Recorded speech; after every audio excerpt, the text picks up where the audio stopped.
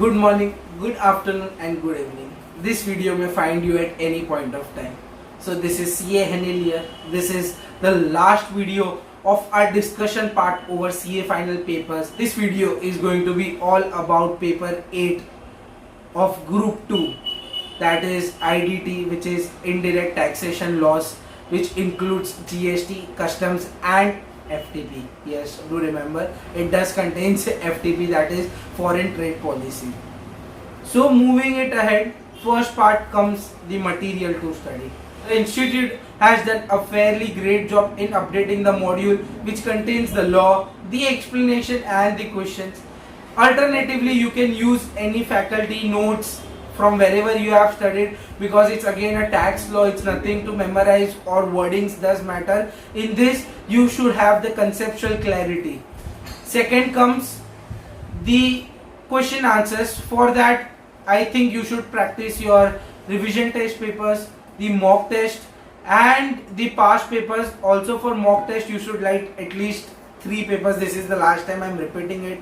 You write 3 papers before your exam. Your main exam should not be your practice exam or your first paper.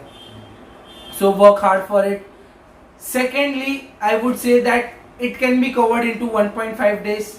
Don't neglect your customs. Yes, the Customs Act, and importantly don't neglect the foreign trade policies, because with multiple choice questions coming in, every aspect has to be studied well, because if you are not conceptually strong you will lose out.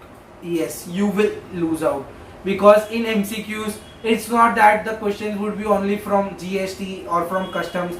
There are many questions from FTP as well. So study for that. Have a complete picture of your syllabus, have all the parts done, and yes, you will be able to fetch good marks. It's an easy one, light one, don't panic about it much. And yes, institute has not been asking some tremendous questions over it, because yes, the act is new for all of us. Focus, be focused, have a YouTube playlist. There are many faculties available on YouTube from whom you can get the playlist. It's up to you whether you can study from the book or from the YouTube. I was the one who could not study from book, so I used a summary book, as well as I had my own set of YouTube videos to study. And one more important tip for this would be limits, and try to make a rhythm, try to make something, but yes, you have to learn the limits. There is no alternative to it, because papers do test you about limits and everything. So yes, in customs and FTP specifically, because in GST you focus so much that you tend to remember things, but when it comes to customs or FTP you don't remember much of it. And yes, paper will test you on that. And yes, write mock test. If you require any help, you have my WhatsApp number, which is 9029288680, or you can email me at henil75@gmail.com. The bonus part comes out, which is my paper. So yes, you could see I have scored 36 out of 70, which is a decent score, not much. You can go through it. Here also you will get some valuation questions, the calculation of tax liabilities usually as your first question, which you can see that will involve theory part also. I would say it's not important to quote the section numbers, but it's good if you write it, because it builds your confidence. You write the section number, you quote something, you write the explanation, and then you solve. So it creates an impression, and yes, every step has a mark. So yes, and the most interesting part in this paper for me is this OMR sheet. You will be surprised to see my marks. Yes, it's 29 out of 30.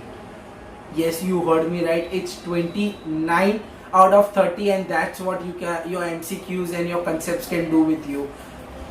Practice all the ICI MCQs. Don't give much time to it. Give much time over concept building for direct tax as well as indirect tax. Go for concept. Have your concepts fitted properly in your mind.